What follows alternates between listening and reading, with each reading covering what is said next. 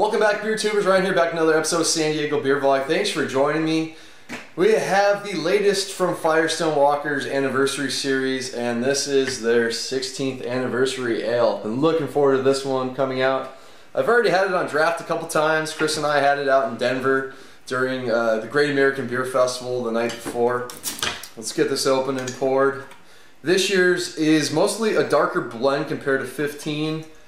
They're using 23% Velvet Merkin, 22.5% Stickee Monkee, 20.3% Double Barrel Ale, 10.8% Parabola, 8.1% PNC, which is the new one. That's an interesting one I want to talk about. PNC is American Strong Buckwheat Stout Asian Tequila Barrels. That's 8.1%. That's interesting. Eldorado, they used that before, 5.4%. Bravo, 5.4%. And Wookie Jack. So they're actually using a fresh hoppy beer at 4.5% in this year's blend. So it pours out, not completely opaque. There's definitely some kind of ruby red into mahogany notes. Very dark though. Good carbonation, ton of alcohol legs. This one's 13%. There's a little bit of a head on there that's sort of a tan colored. Let's get the aroma.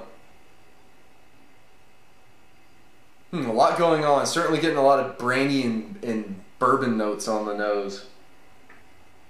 A lot of coconut and vanilla that you get from Firestone Walker's barrels. There's a little bit of a hop character in there for sure. You're getting some sweeter citrus notes coming from Wookie Jack. Maybe even Eldorado. I know it's supposed to be a pretty hoppy beer, but it depends on how long that's been aged. Getting a lot of coffee notes.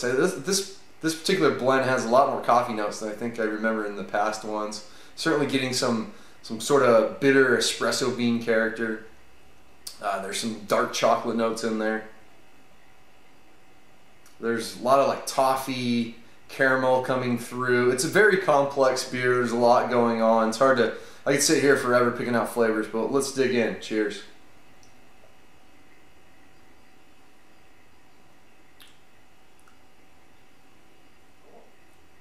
Oh, that's great. Really good. Really smooth for 13%. Last year's anniversary ale had a lot more alcohol present. It's very hot. This one's just a very warming beer. You feel the alcohol going down. You feel it in your chest, in your throat, but you don't really taste a lot of it. It's very, very smooth, well-blended beer. It's also very complex as well. Up front, you get a good amount of bitterness.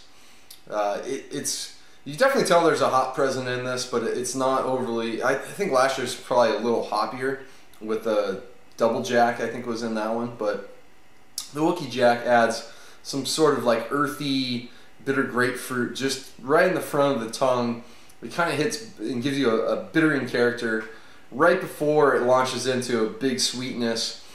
That sweetness adds a nice kind of medium body mouthfeel. It's definitely not, it has more stout character this year, but it's not overly thick, it's not overly viscous like some imperial stouts can be.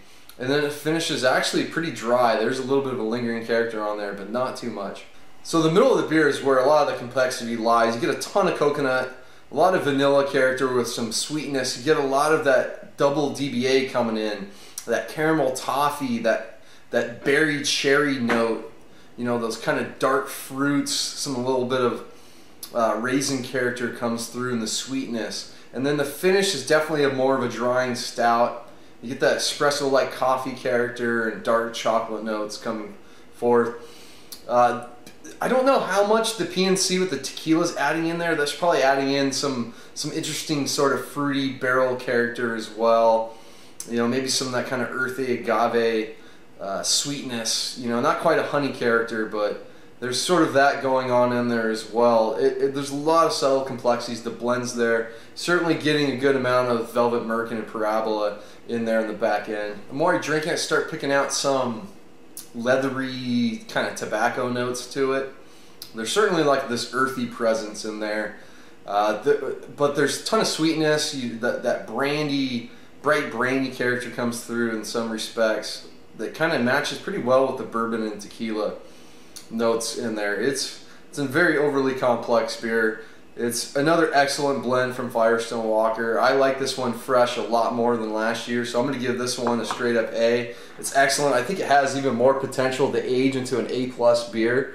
So I buy several bottles of this, open one right away, open one 6 months, open another one a year down the line, and see where this beer goes. I bought a ton of it, so I'm hoping this one develop with years to come. So yeah, the Matt Brynildson and the Firestone Walker crew do it again. Another excellent anniversary beer. That's going to wrap it up. Until next time, please comment and subscribe. Cheers.